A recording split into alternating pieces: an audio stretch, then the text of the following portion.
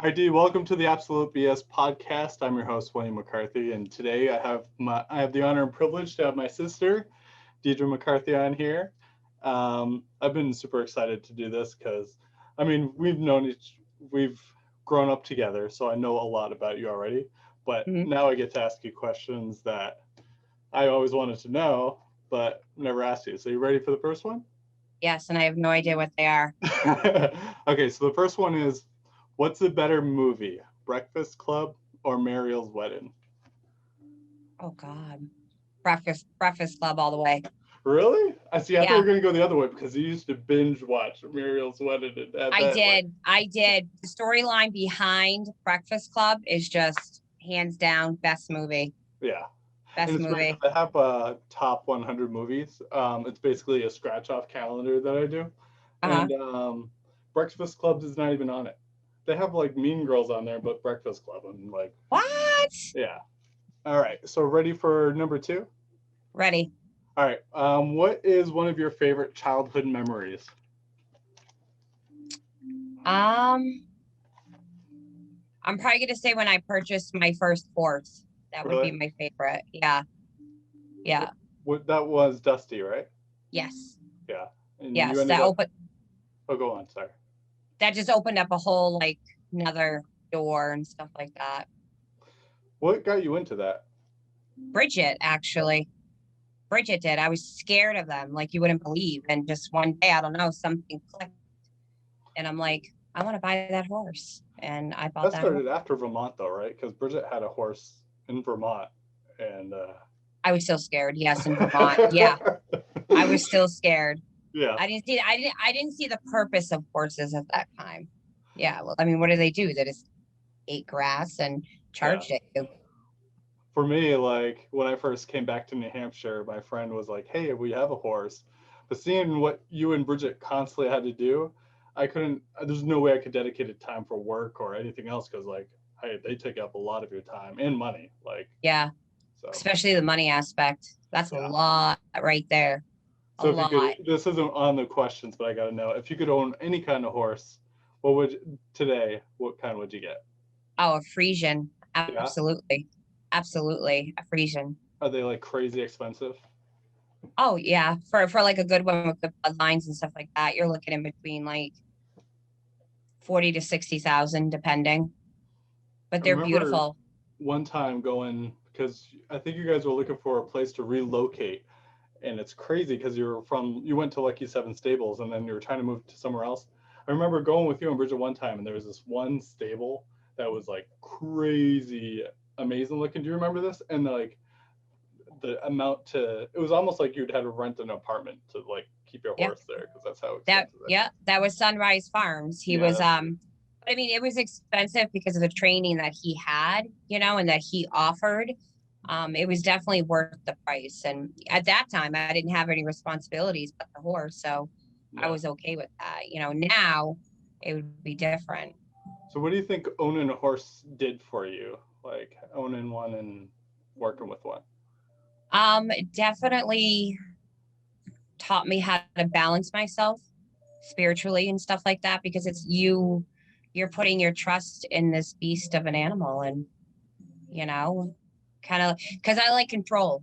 Yeah, I fun. like to control things. I like to control things. I like to know what's going to happen, what's going, you know, I mean, I'm not as bad as like having a clipboard and writing everything down, Right. but, the unknown, Hmm. that a situation can arise. Wow. Number three. Tell me something that's changed since being a mom. My patience. Definitely, I could see that. Yep. Yep. It's not a bad thing, but it's so true. It's like you're like two totally different people from before you were a mom, and then after. It's like it's amazing, and it's awesome seeing that because it's just like the kids could be in the background like and you're just like having your coffee, like yep. Yeah. I look at this is how I sum my life up. I had my roaring 20s. You know what I'm saying? My Yeah. sophisticated 30s. And, now I'm moving into, my 40s. And it's a combination of both, But Is it a yeah, big definitely. transition from 30s to 40s? Would you say for you? Was it a big one? Yeah, big transition. Like, was it totally different from your 30s to now being in your 40s? Nope. If anything, I'm more in tune with myself. I know the person that I am. I know what I will put up with, what I won't put up with. And I'm definitely more goal oriented now than what I was, So I think I love my 40s. I think by far it's my best of my years. I'm excited to see. Yeah. Uh, All right. You ready for number 4? Ready. All right. What is one thing you wish you knew before you started the career that you have now? I wish I would have researched it and knew about it beforehand, to tell you the truth. I have a lot of regrets that I didn't get into it sooner. Yeah. Um, okay, so go. You've answered my 4 questions. So we'll just start at childhood. What? Obviously, we went a lot into it when I talked to Danny, about our childhood. But I think you can agree that it was basically me, you, Heather, Bridget, and Carrie that were like, we were pretty close. Then we'd kind of like tease Danny, you know. Danny Fanny, you mean? Yeah, yeah. No, he's Daniel now. Daniel. Yeah. I was kind of hoping you were going to go into the story about when, like, because growing up, we played pranks on each other. If you weren't being pranked, you were in on the prank. Yep. Like, Yep. I believe Dad got us into that too, because Oh yeah. yeah, he just Oh yeah. just sit back, smoke a cigarette, and watch us do it, see what was next. There's still a reason why when my alarm, if I usually I wake up before my alarm clock, but if my alarm clock goes off, I still jump to this day. And I swear that man would come in the room and scream, you know what I'm saying? To like where you wake up like that, never confessed it, but I Right. swear that that's what he would do. Still to Yeah, this day, like, I jump "Time up for and school." I'm in the military. It's whoa. Yeah. I'm late. It's time for school. I'm like, oh my God, okay, I'm ready. Were you yelling at me? No. Oh, what's his name? Is that Mr. Howell? Yes, this is Mr. Howell. Nice. He's like, yeah, he's such a baby. That's awesome. Well, He's yeah. my baby. When I asked you like to tell me one of your favorite childhood memories, I thought it was going to be the one when we were throwing. Danny, Danny hates mayonnaise, so we fucking dipped mayonnaise, cotton balls into mayonnaise, and he couldn't even chase after us because he's dry heaving so bad. That was awesome. That was the best. That was the best. But you know what? I look at it like, even though we picked on him a lot, we formed him that the man he is today. We helped mold him. So, if anything, we did society a favor is the way I look at it, Exactly. Sorry, Dan. Yeah, that's awesome. So growing up, I'm trying to think of what was your first job? I worked at the stables was my first. No. I take that back. A paper route. That's right. You guys Yeah, it was a paper route because I bought my first horse pretty young. And that was hilarious because I remember waking up early every now when I could, because you guys had to wake up at like 4:00 how late? Like 4:00 in the morning, right? Yeah. So I didn't deliver those things. I hated it. It was super fun because you and Bridget would be like having fun with it. We definitely did. I hated getting up at that time, but we always made it one big joke that I'm surprised that we didn't wake up our customers because of us laughing or, whatever we were doing. Yeah, no, it was definitely a fun time. It definitely was. Like you guys turned into like a competition too, or you knew. Yep. I remember I went with you one time, and you're like, "Hey Billy, can you drop that one off?" And of course, there was a reason behind it because there was a dog that was really loud, scared the crap out of you. So I remember that. I was like, "Oh my God!" No, it was good times. Then you worked at Lucky 7 Stables. Yeah. With Bridget. What else did you do? I'm trying to think. I worked at a little tack store, like a mom and dad tack store. And then I got into serving. Mm-hmm. That's right. You worked at the Grand Round. I did. I started off as a waitress and then moved up to a shift supervisor and then went for management. And so then have you always had the mentality of wanting to be a manager? Like, I've always, whenever I picture you, it's like whenever you'd start something, you're gonna work there for a little bit and then you're managing it no matter what. So is that kind of how your brain works? Like, do you like telling, Yeah. not telling people what to do, but do you like leading people? Is that, Yeah. That yeah, that was, and I, for a more efficient, for like a more efficient way and stuff like that too. I don't know, in the way that you present yourself and stuff like that. There's always room for improvement. yeah, Whatever job you have, or anything like that, there's always room for improvement. yeah? How was doing that kind of job? Like, wait, I just picture like people always complain about food. You've probably seen it all. Mhm.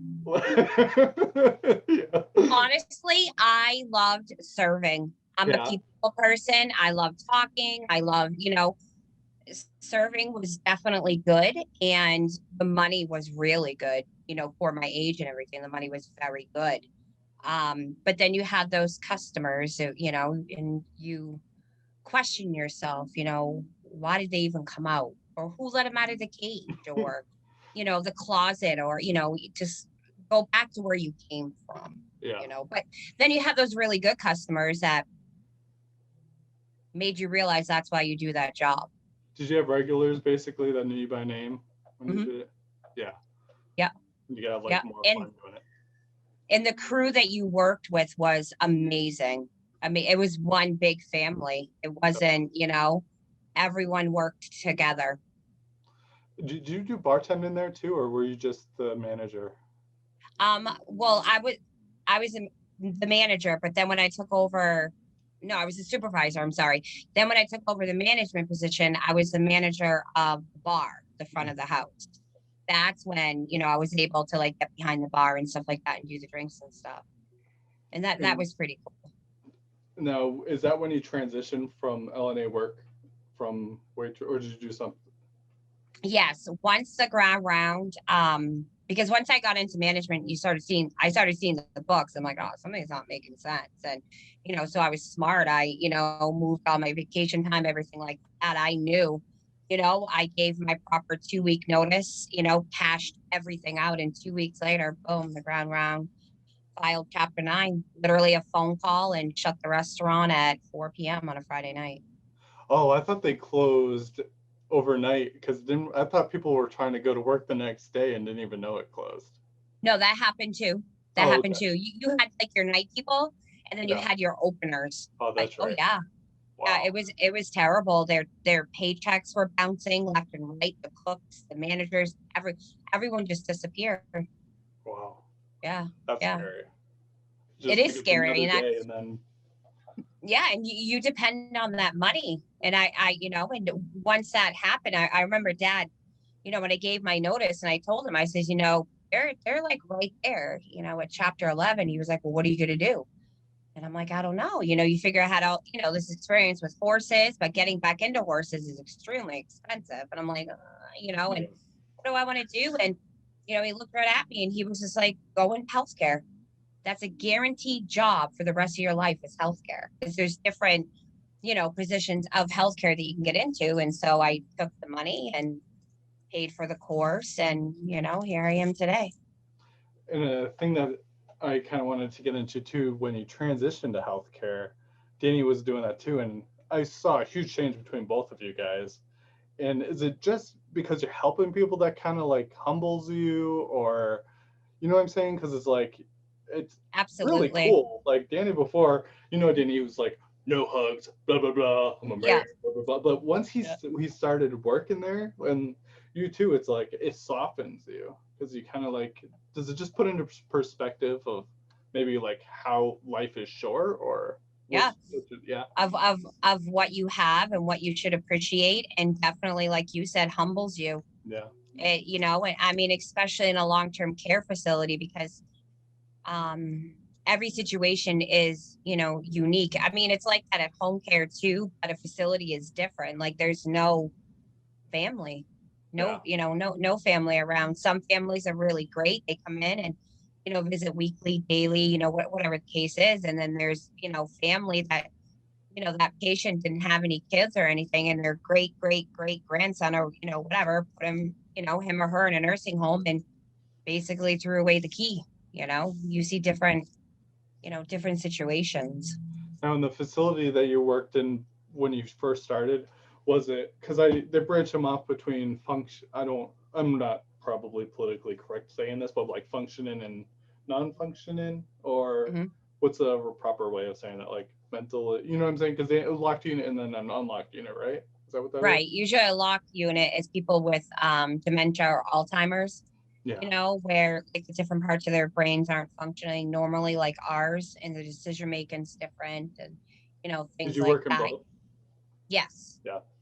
Yes. The dementia patients were by far my favorite. Really? By far my favorite. Oh Why yeah, is we that? are going to the beach.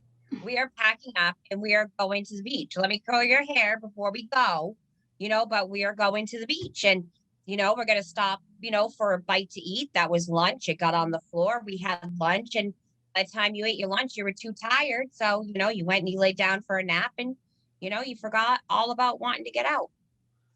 I loved the Alzheimer's and dementia unit. Were there certain clients that you connected with more? Yes. Yeah. Two in particular. Well, you could three in particular. Yes. And that's a lot of, okay, I've been doing this type of work for, oh my God, yeah, it's gonna be 14, 15, almost 16. No, June will be 16 years, I believe. Don't quote me. 15 or 16 years I've been doing this. And in our long-term care facility, three people that I really connected with. Is it because why would you say you connected with them so well? Were they more difficult or Yes. yeah? Yes. One was more difficult. The other one, she came in and it was just such a heartbreaking situation. Basically, one day she could walk, talk, feed herself, everything. She was younger too, 52. The next day she wakes up and she can't even move her head back and forth. So Wow. she ended up on, the skilled unit. She came in, and of course, how are you going to feel about yourself if one day you're up walking, feeding yourself, bathing yourself, and the next day, like, you are completely dependent on everyone. Yeah. You're 52 years old, everything was taken away and stuff like that. And she was a hard cookie. She was. But once I built that rapport with her, and they told her that she's going to be long term, she's going to be long term. And at that time, I worked in the rehab unit. And basically, by the time I got the people, they plateaued. Okay. So we want to keep them at the levels that they're at now.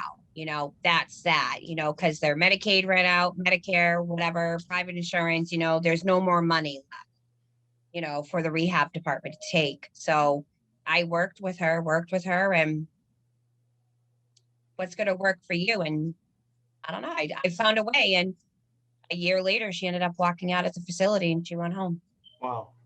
Yeah. Is it a state-run kind of thing, D, or is it more of a is it a private company? Because when you say like they don't have any money, it sounds like it's like run from the It's usually, state, or is it? It's usually from, like insurances and Oh, stuff okay. like that. Yeah, you could have Blue Cross Blue Shield, and I mean, you get a little bit more with private insurance than you will with like Medicare and Medicaid, but I don't know. There's Everyone's taught a textbook when it comes to any type of healthcare, any type of nursing. You're taught by a book. Sometimes that book doesn't work for everyone. And I believe that you can get more out of a situation when you actually get to know someone and you find out what makes them tick. Hmm. It could be something as knitting. Yeah. They have no coordination in their hands or anything, but they used to love to knit. I can't knit. I have no coordination in my hands. You know what? That's okay. You're going to fumble 5 times for that first hole. It's going to take me 10 to do it. And But that's how you get the dexterity going. And, yeah. but therapists don't look at it that way. They don't. They look at it as weights, a rowing machine, stuff like that, but not like the fine tune, Mhm. Wow. muscle movement. Yeah. Yeah, I remember where I used to work. I had one client that she couldn't finish a sentence without getting angry and screaming at you, but I could still play cards with her. So like 1 minute she'd be like, "Fuck you, you fucking asshole! I fucking can't stand you," and all I would say is, "I like your glasses," and super happy lady Yep. for 2 minutes, and you're playing rummy with her, and it's so you connect with them, and then like when they end up having to like go to the hospital or whatever, they may still be out of their minds because of what's going on with them, but they'll still see your face and trust you that like, hey, nothing's gonna happen to you, I'm right next to you. And for me, that was like my huge victories, was like it's the little small ones that you get. And it's crazy that you're able to get people to literally go in there and then walk out. For me, that's a huge victory. Hmm. Were you able to do that a lot, or was that just like, No, she was the only one because oh, I okay, was basically have a care plan that you have to go on, of what you can do and what you can't do. And the charge therapist was not very happy because I didn't follow, the care plan, whatever. It was the same, it was exercises, but just a different way. Um, no, she was the only one, but I did go to her house. yeah, She cooked me dinner, spaghetti and meatballs. nice. How was it? Yes, it was delicious. She was a hot ticket. She was a hot ticket. She ended up passing 9 months later, but she got to go home. Nice. She got to go home. And that kind of brings me into what you're doing now. You're a hospice nurse, right? Yes. How long have you been doing that for? 2 years actually. Wow. 2 years. My next question, it's kind of dark, but I really want to know, is the first time Yeah. someone passed away on you, was that when you were a hospice nurse, or was that before? I dealt with it in a long-term care facility, but it Okay. was different. It was different because when you work in a nursing home, okay, when you work in a nursing home, everything is routine. Hmm. The rooms look the same. You're taking care of it this time. It's completely different opposed to a home death. It's completely different because you're in control of the home. Oh, so you go to their houses now? It's not. Yes. Oh, I didn't know. I thought it was in the Yeah. facility that you're doing. No, I would have it no other way. I love going to people's homes. Wow, that's awesome. Mhm. Well, that opens up a whole bunch. So, are you getting these clients also from where you used to work? So it's like you're working in long term care, and then like you may have ran into people that's they're on their last dates. You know what I'm saying? Well, it's actually kind of comical because when I first started, one of the patients that I got sent to, he was in Derry. Okay. Now the name, I couldn't figure out the name. And I'm like, oh, that sounds so familiar. Whatever. You knock on the door, come in, you walk in, and it's this patient that I dealt with at my old job. I'm like, oh my God. Just an amazing individual, the most down to earth person you could ever meet, and seeing him in his own environment was one of the most beautiful things ever, ever, ever. But we get a lot of our referrals and stuff like that from like hospitals. I mean, we do go into facilities, but I prefer not to go into facilities. I want to go into homes. That's my personal preference. When I picture hospice, I'm picturing it like the day of. Is this a long period of time that you're in there, or is it like days that like you just visit them daily, or how does that? What's your routine? We for we have patients that could be on services just say for 6 hours, or we can have patients that are on services for over 2 years, 3 years. Myself, I am very fortunate to my patients that I have are all, well, a majority of them are long standing. My longest standing patient is I've been with her for 2 years. Wow. Yeah, yeah. It's a So now that you're in a field that basically is surrounded by their last moments, can you kind of walk me into what it's like when you're going through that, if you it's a can? beautiful it's beautiful, it's spiritual, it's so many emotions that you cannot put into words because they know, and there's different phases. You got acceptance, you got fear, you got, there's different stages when people get that prognosis, but you build such a rapport. whether you're sitting at, your first patient's table, you just made him breakfast, and he's talking about the old times and stuff like that. And it's just a beautiful chemistry that you both have. And you don't, you don't think, oh my God, this person's going to die, someday soon. You're just so busy building that friendship and that love and respect for that person that it really doesn't hit you until the time starts to get, closer. I can tell you, all my patients, their favorite colors, their favorite foods, their likes, their dislikes. I have patients that, because someone with like Alzheimer's and dementia usually will fall back into their native language. I have a woman, her native language is Portuguese. Okay. Now she only speaks Portuguese to other people. She speaks English with me. I hospice is beautiful. People think of it as, yes, it is sad, do not get me wrong, but there's a huge misconception with hospice. It can definitely be a beautiful and spiritual event. And that's why I'm there in that house to make That's, sure. yeah. Mhm. Um, when you first had to deal, I got a question too, because I know when Danny said he had to do that kind of care, one of the traditions basically is to keep a window open. Is that something you Yes. did too to let the spirit out? Is that, I don't know anything about it, but I didn't know if that's something just his area did. But do you leave a window open or anything like that? Oh, absolutely. It's so their spirit can go, and I mean, the spirit is going to go out of out of the house, whether the window's open or closed. It's an urban legend. It's Irish folklore, Mm-hmm. but it's something, it's, for the people that remain, it's a comfort for them. Yeah. They've already passed. They've already, and some people you see them climbing the stairs, reaching out. Like I said, there's different stages of death, and they're smiling. They're not scared. There's no agitation. It's a beautiful thing waiting for them. But Yeah. us being family members, we want them to be here forever. And I can definitely tell it's a gift you have, because the other night I'm dreaming and trying to think of like this podcast, and all I can think about is how many people you helped up and see your face right before they passed. How amazing is that? Like, I think that's awesome. I love each and every one of my patients. And, it stings when I do, lose them, and you have, in any type of healthcare or anything like that, you have one. That's what we call it, the one.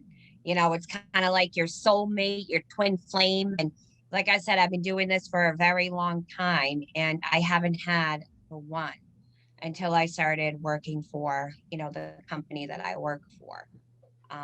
And she's the one. She's my queen. I will bow, you know. I mean, she's nonverbal, and stuff like that, but I know what she's saying by her eyes. Mhm. She is just a beautiful, beautiful, beautiful being. Beautiful being. In doing this work, another question is like, do you fear death less knowing from what you've seen? Yes, Yeah. I'm not scared. I'm not scared.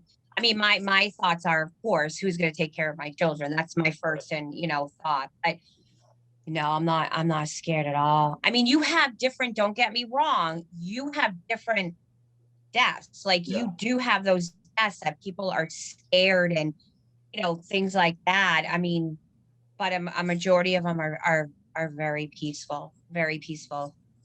Yeah. Yeah. Uh, would you say it's a high burnout rate doing what you do?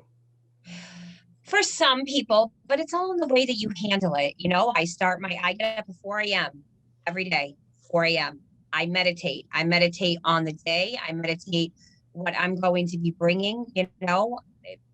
My patients are my extended family. Like I said, where I want to make sure that I'm completely, open and receptive to, because when you work hospice, you have to have some type of intuitive nature, because like I said, some people are nonverbal, some people, you know, won't tell you when they're in pain or when they can't do something, or, like I said, every situation is different. But when I get up in the morning, I want to make sure that I'm able to give them, 100% of myself.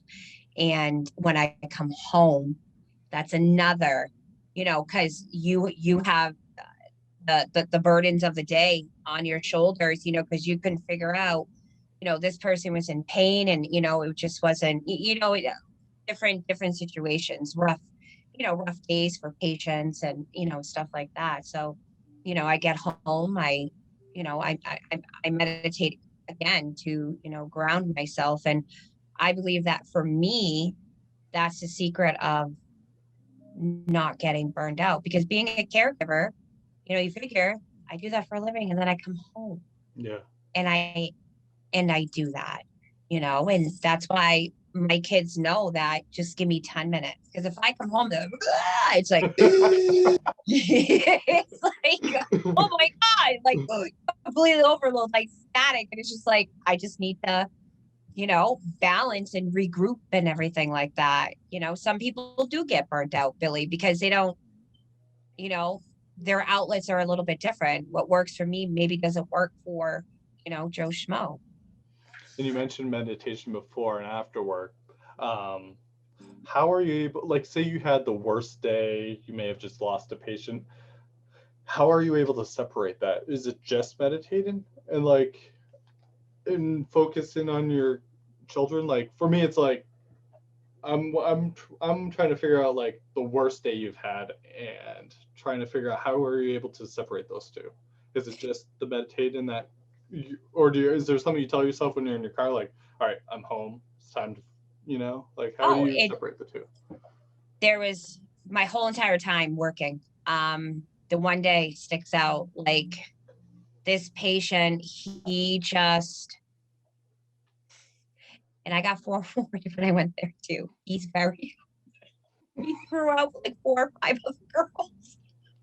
He was just, like just very aggressive, you know what I'm saying? And I walk in, and we are very big when it comes to like, animals, guns, stuff like that. But it's not like he could go running to, like his gun cabinet for his gun. I'm completely comfortable with guns. I am not scared.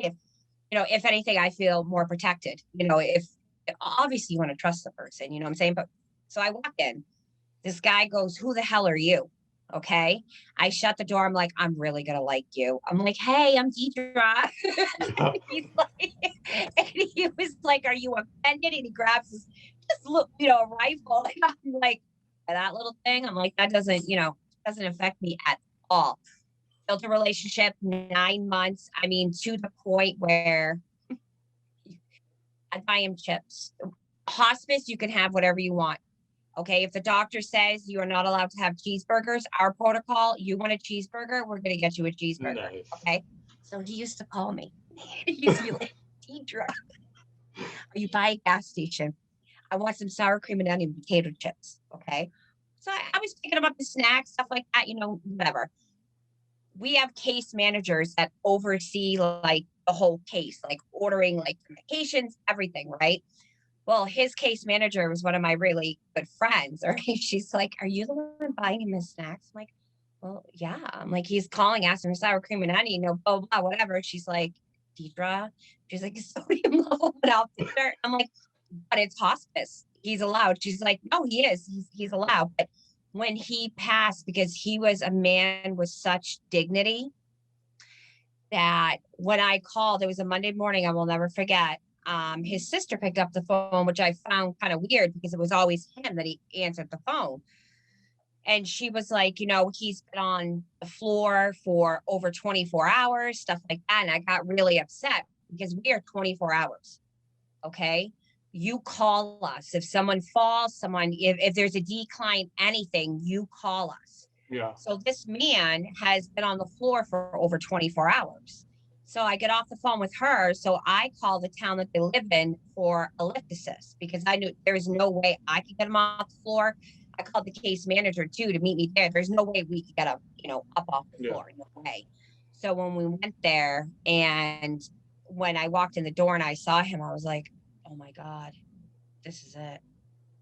This is it. You know, I mean, you know, you knew he was getting to the point of becoming active. He was already transitioning, you know what I'm saying? And there, you know, everyone transitions, you know, a little bit different and stuff like that, but you knew like it was, and that was like the hardest when he passed. It was just, I had to pull over the side of the road and I had to cry, you know? Which is amazing because anyone who knows my sister Deidre, I've seen her cry I do once. not cry. I'm almost 39. I'm almost 40 years old. I've seen Deidre cry one, maybe twice in my life. So it's like it takes a lot to like that, and that's what I was gonna go into. Another question was like, what do you go stone cold face, and then you know what I'm saying? How do you manage something like that, like on a When daily you're basis? actually, if you're like in the company of like family members and stuff like that, it's kind of like, you know, like you're the nurse mode kicks in. Yeah. You know what I'm saying? Where it's just like you provide the education, you provide the care. You know, it's kind of like that. You know, the professionalism. Of course, you know you they could tell you're a little bit different. You know what I'm saying? But that's their time to grieve. You are there for the patient and their family. You know what I'm saying? You take care of yourself after the Yeah. situation.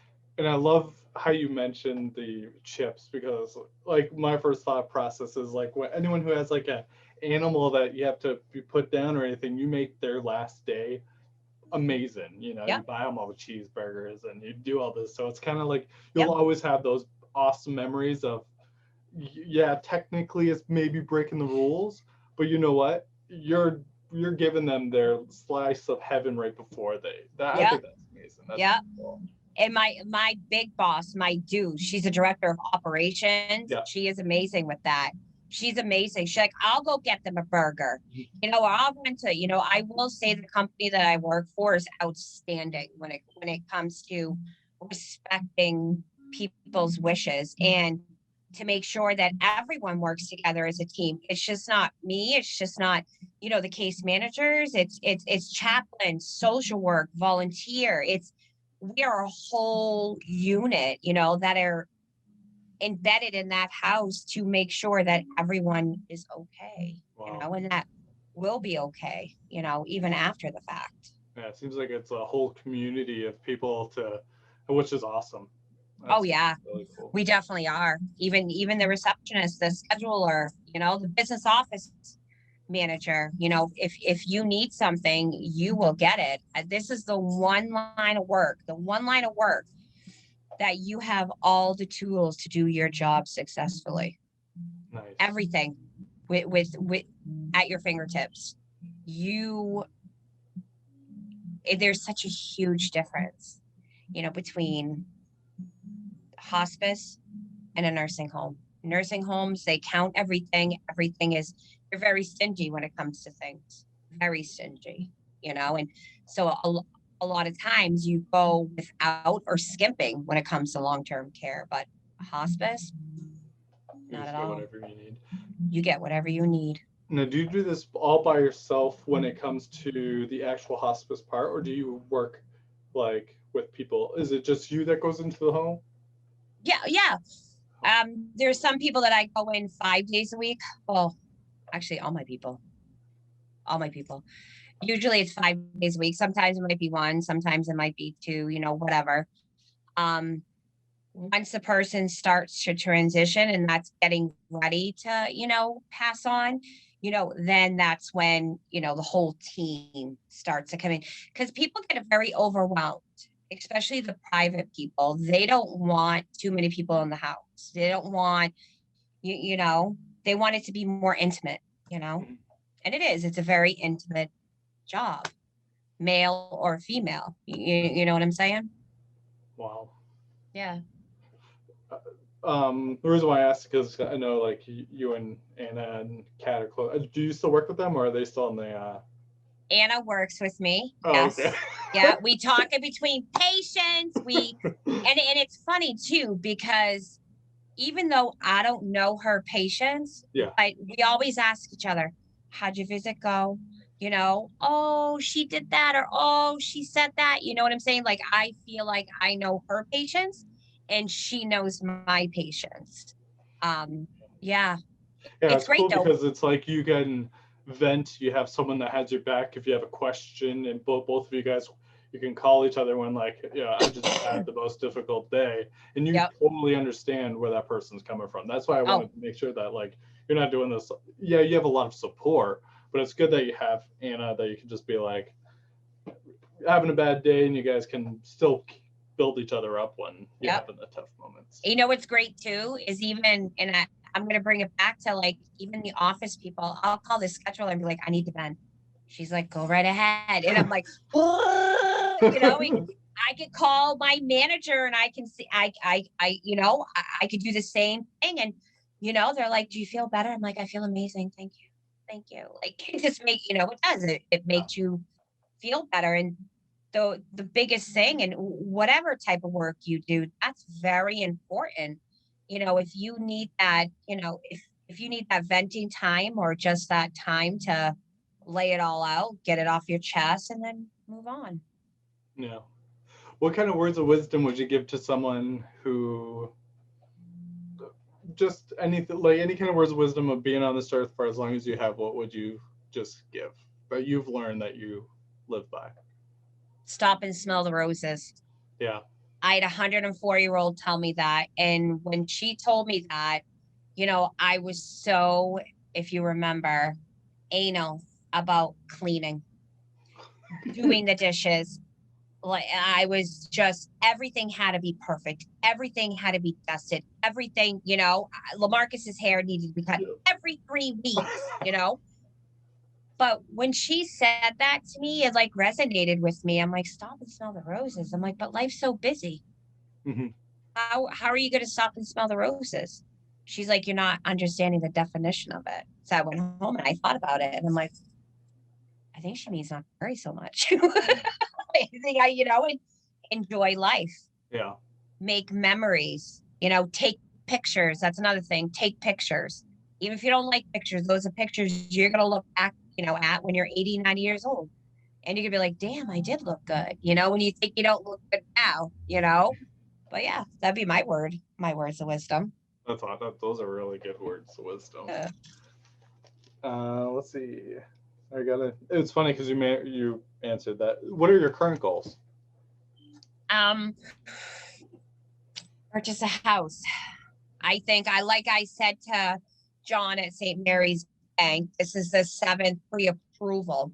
So I was wondering if they can like make a plaque or something, and put like my name, and I mean, not that I was excited about the coronavirus or, anything like that, but I thought, my pickings were going to be fruitful. Not fruitful whatsoever.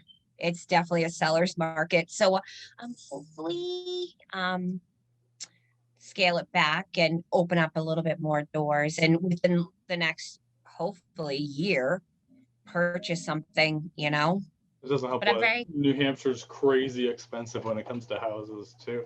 and you got a lot of people. You got New Jersey people coming up. My realtor that I work with, she's like, Deidre, people from Connecticut, New Jersey, Massachusetts. I'm like, they need to stay home. Yeah. Okay. For these little people right here, like, to step off, let me buy something. I'm not, you know, Yeah. it's for right now, it's okay. It is. It's okay. At least the options there. At least I have the tools necessary that if something, comes up, I'm able, to jump on it. And you mentioned where you work is a 24-hour basically facility. How does that work with being a mom? Like, do you have like a set schedule so you know what time you're coming home and all that? Or Oh yeah. do you get paged at any time to go in and help someone? Usually that's only for the weekends is when kind of like quote unquote you're on call. But you have a schedule anyway that's given to you. But sometimes you'll have add-ons. Oh, okay. The good thing, I can make my own schedule. See, I start at the crack of dawn every single day, but that's because it works for, my first patient, so basically I accommodate him. I can start at 6, 7, 8, or even 9 o'clock in the morning. Well, I can even do a split shift if I wanted to do a split shift. It's pretty open when it comes to a schedule. How did coronavirus affect what you do and your home life? I can only imagine. How do you raise two kids to go to school while dealing with that? I wasn't scared. I never was scared. I was never, I um I I didn't want to mean, like cause my, with homeschool, how did you get through that? oh dear God, dear baby Jesus right now. That was horrendous. Horrendous. I finally called the school and I'm like, listen, that's when they started to do, they were going to do 2 days a week or whatever it was. It's like, yeah, you don't have an option. Marcus You're needs to go taking my for a fight. kids and you're Yeah, gonna keep them. I'll come back when they're grown. seriously. But it just goes to show you though, Billy, because homeschooling, his grades were horrible, horrible. You put him in for 1 quarter, I just had to pay this kid $125 for his report card. That'll tell you. You know what I'm saying? There was a huge, yeah, I reward my kids with money for good grades, because I look at it like, you know what? I can use that when I'm older and I want to get my hair done and he's not going to pay for it. I'm going to let him know that in sixth grade, I gave him $125 for his report card. I do that with both my kids. I believe that, they should be rewarded. Some Yeah, parents will, you yeah, you should have buy grades. It's like, well, maybe I would have done better in school if my parents did. right. I know. Okay. I'd do a whole lot better if I actually had my lunch paid for. Yeah. You never, I don't know. I believe, I just hope that they become um, humble, successful people. And I say successful, if that could be even learning a trade. Like I told Marcus, I'm like, you don't have to, because he wants to be um, a graphics engineer. Mhm. I said, you could be just as happy, you know, being a locksmith or, being a gardener or, or whatever. I just want you to be able to support yourself and your family, you It's know? awesome that you're saying that because Cheryl pushes that too. She's a school teacher. And these kids nowadays are so stressed out with like feeling like they have to go to college or they're not going to be able to succeed in life. But Cheryl's huge in pushing like trade schools. Like, dude, Yeah. you could be right now. No one wants to do trades, but that's like the thing you should pretty much go into because everyone else is so focused on, I got to get this college degree when you could just be doing a trade school, making probably more than them, so that's cool that you're kind of like, Yeah. don't be afraid to go down that route because No, and that's why I told them, I even to both of them, you're not going to have.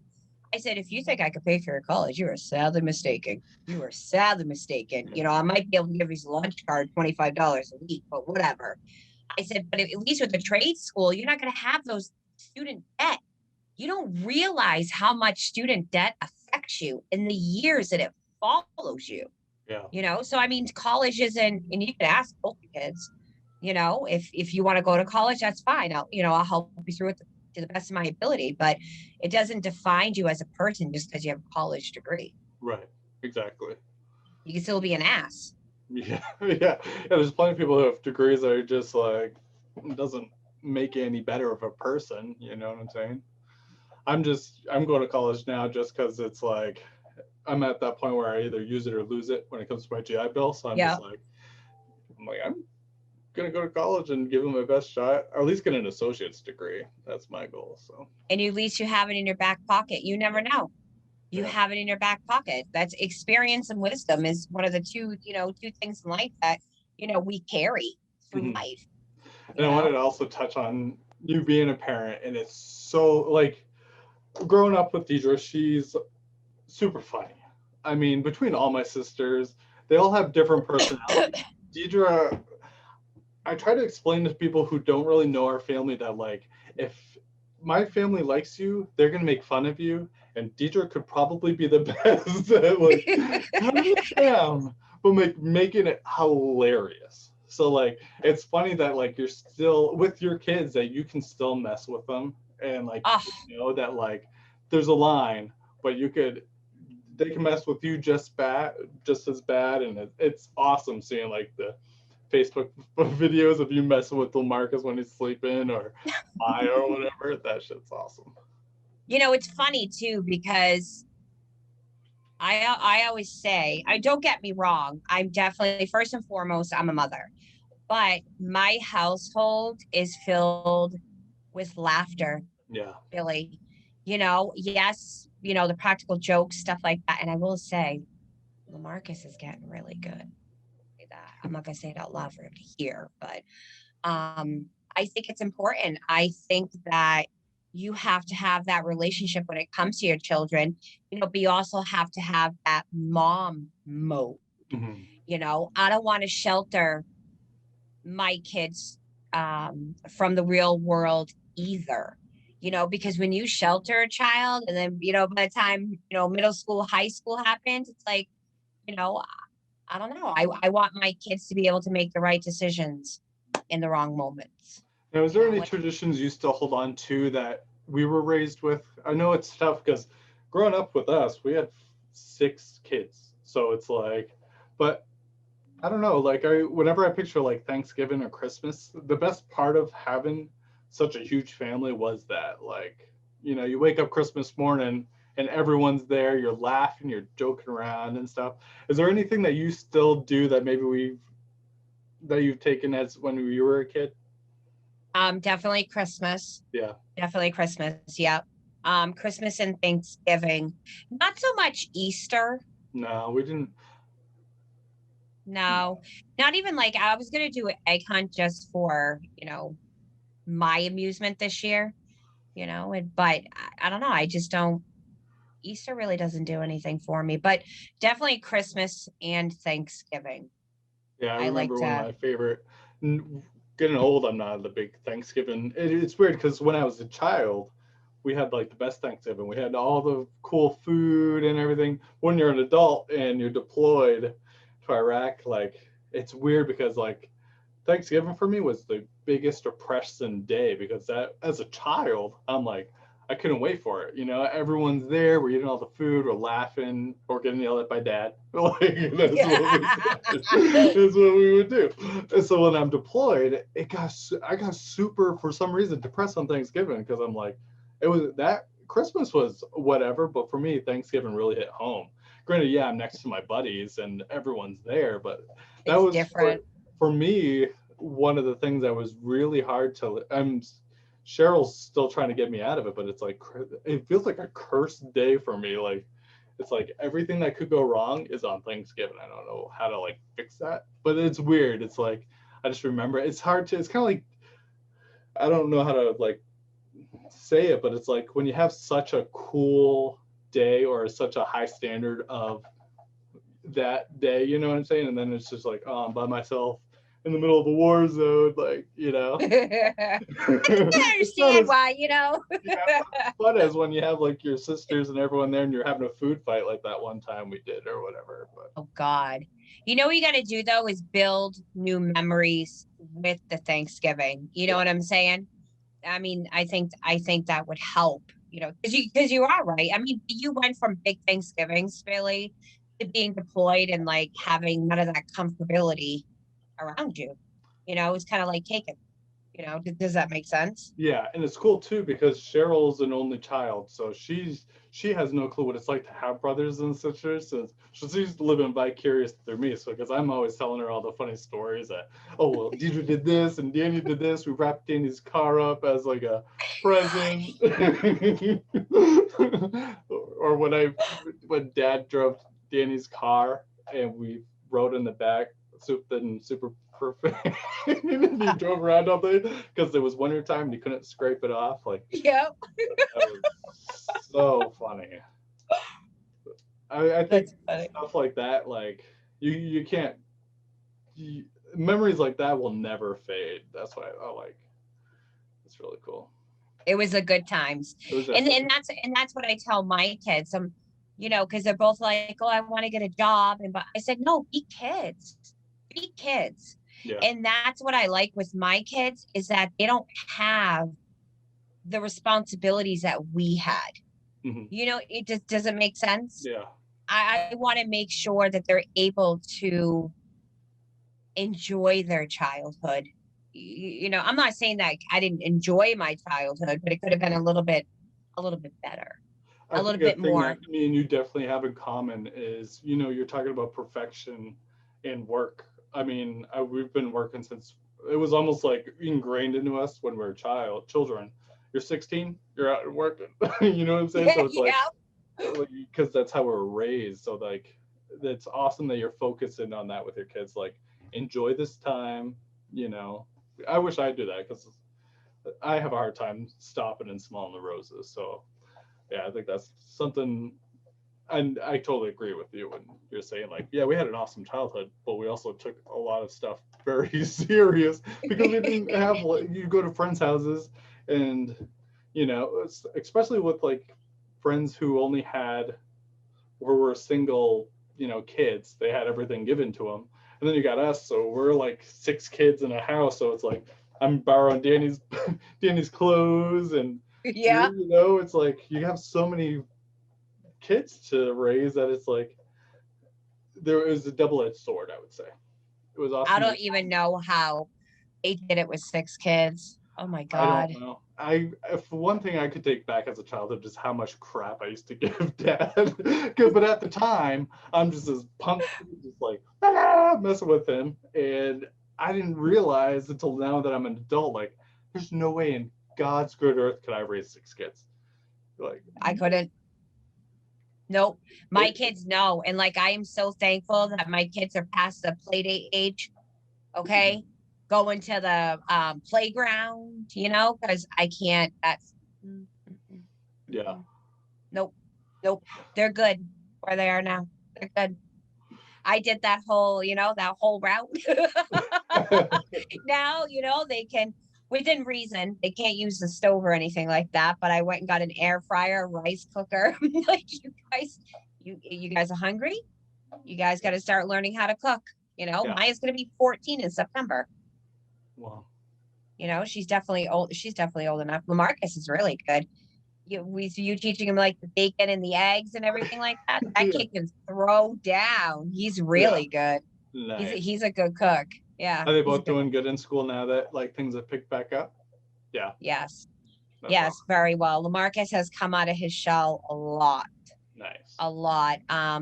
Great comments from his teachers. I'm like, oh wow. Yeah, Nice. yeah, she's doing really good. She's into her TikTok, sports. is she a TikTok influencer? Last time I saw her at Christmas, she was in front of her phone doing like what are you doing? Nothing. I can't with her. The fads. I love it. The fads. I can't. The fads. Yep. Nope. Nope. Now I think, God, not a skater. What is it called? I forget. She's not a skater. I forget how she dresses now. We But the switched thing our. is, when we were kids, we did all that. I And know. because we're adults now, so we're like totally making fun of them. Like, what is that I crap? tell her too. I'm like, do you realize that I listened to that music growing up? Do you realize that? Do you realize that I used to wear those pants too? I'm just making sure. Just making sure. Yeah, They're I guess the huh. '80s is like coming back. I heard like everyone wants to wear the '80s and the '90s kind of like clothes. Yeah, Pretty she's fun. totally the 90s. That's Mhm. I forget what it's called. It's called a certain Mhm. emo, maybe. I don't know. Yeah, when they're wearing all black and the world is Okay, dark no, and she's not gloomy. in all black.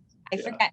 I don't know. A pair of pants looked like someone like got a bunch of curtains together and they were like $45. She's like, I'm gonna wear 'em."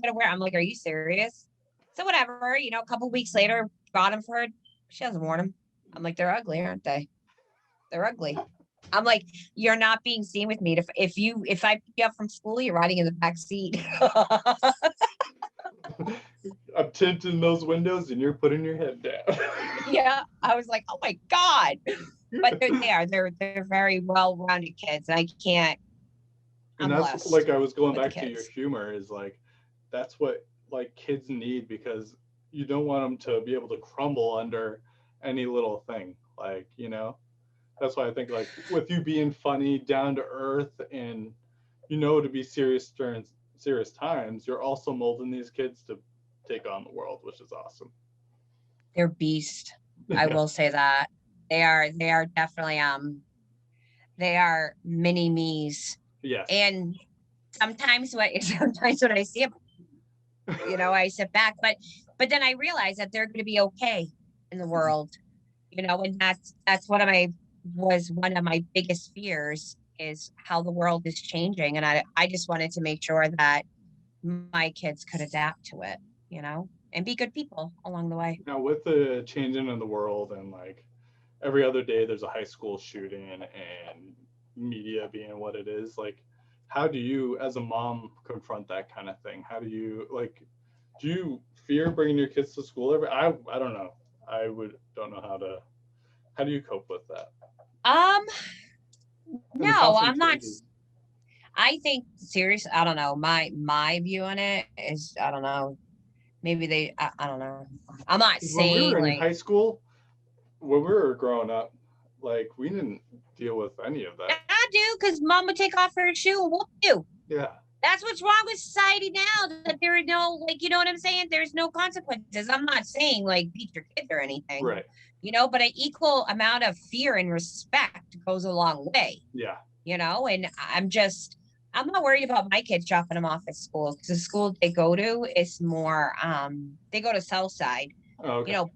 Back in the day, that was a really like uppity, school, but now it's more urban, Yeah. with the diversity and everything like that. And That's I awesome. don't yeah, I don't think of it, because those moms have an equal fear and respect. Yeah. I don't know. Just my view on it. Yeah, I didn't know if it was good. It's like, I don't know. For me, I'd be like, it's just weird because it's a totally different kind of situation. I didn't know if like, not to touch too much on like the gender thing, but that's a new thing for me. I don't know what the right thing to say to an individual, because you see it a lot around their age now. It's like, I don't want to be referred to as a he or she. Oh, this is ridiculous. Okay. You don't want to get me started I on know I that. don't Like, want to like poke the bear or anything, yeah, but it's hard. no. I want to adjust. I want to make sure that like I'm not, because when we were growing up, uh, when people were different, like they got teased and ridiculed. So it's hard to, I don't know what the right balance of that is. And it seems like it's affecting our children. That's what I think our children have gotten soft. yeah. I think accepting someone's sexuality, absolutely, Yeah. absolutely. I believe all in that, because, and especially with the kids' friends and everything, you see different walks of life. Yeah. You really do. You see the rich kids and you see the really poor kids. But this whole thing where we're going to get offended by everything, Yeah. we need to pull up our underwear. Okay. We need to have a little bit tougher exterior, because not everyone's winners. Yeah. Okay. There are going to be some losers in life. Okay. So we might as well let, these kids know now. Yeah. You work for something, you're going to be a winner. If you don't work for something, you're going to be a loser. And that's okay. Yeah. That's okay. But not everyone should get a freaking trophy because, they kicked around a ball, or Jimmy that sat on the freaking bleachers. Oh, I don't know. That's just my thing. I just got my sister heated. I don't know. Maybe it's because of generation, Billy, that I grew up in. Yeah. Yeah, I know I sucked at softball. I don't even know why mom put me in. Maybe for a good laugh, but I sucked. Yeah. Okay, I And sucked. that's part of it. Like if you're constantly given a reward for doing something and you do suck at it, then it alters your reality of, like, of, if you think this, like the whole world's going to give you something, then why bother like trying, because you're just going to be handed it. But that's not how the real world works. So when you're thrown into like adulthood, you're screwed. So that's why I Yep. like, yeah. And those are the ones that suck off the ones that, really tried and really, put their best foot forward. Yeah. I think we need to toughen up a little bit more. Sorry if I got you heated up there. I wasn't intended. I'm sitting on my hands. I'm okay. Give me the microphone. You want to cry? Yeah. I don't know. And I like to think, like I said, Maya has different ethnicities, different cultures, different, with her friends and everything like that. And I don't, some of it, I'm like, what is going on? I'm like, well, maybe mom and dad felt like this when we were growing up, but just some of the things. And I'm going to say what's on my mind. I'm going to, especially in my own home. Yeah. I mean, I believe in freedom of speech. I, believe in the whole Constitution and the Bill of Rights, and, and I just want to make sure that their future is successful, because this whole thing with, everyone needs to be rewarded isn't going to get America very far. And that's awesome that like you're raising them that way, because they are going to be successful that way, Mm-hmm. Well, Dee, thank you for being on the Absolute BS podcast. I had a blast. Sorry for the question, but I was like, all right, I'm going to avoid Trump and then politics. Conservative Republican. I'm surprised I didn't have the background, but I was like, no, I'll be good. But I love you very much. Thank you, Dee, for doing this. I love you too. Bye. Bye. I love you. Love you too.